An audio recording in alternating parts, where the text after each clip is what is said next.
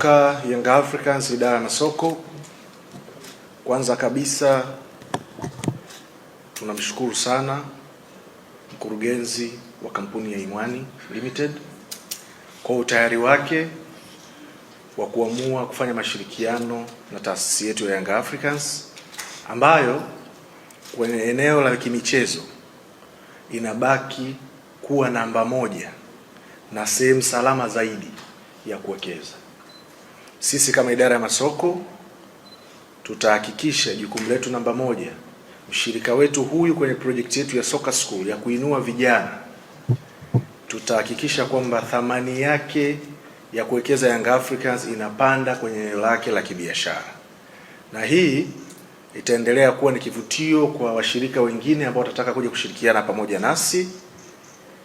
Na kupitia idara ya masoko tutahakikisha pia Imwani Limited ambao ni wazalishaji na waandaaji, yani wanailima kahawa, wanaizalisha, wanaiproduce, wanaifanyia mpaka production na inakuja kutumika. Sasa wanachama wa Young Africans na wapenzi wetu wote tutahakikisha kuwa wanaanza kutumia bidhaa hizi ili kufanya ongezeko la thamani la Imwani kuja kuwekeza ndani ya klabu yetu.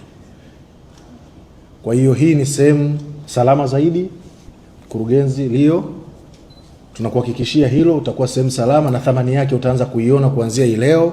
Tutahakikisha tuna push product zako na kuhakikisha kwamba kile ambacho umekiwekeza kwenye project hii basi kinapandisha thamani ya biashara yako na inakuwa ni sehemu salama zaidi, na kumanage mahusiano kati ya taasisi yako na taasisi ya Young Africans kama idara ya masoko, na iwe kivutio na wewe kuweza kuona maeneo mengine ambayo tunaweza tukashirikiana ndani ya taasisi yetu katika ukuaji wa sekta ya michezo nchini. Asanteni sana.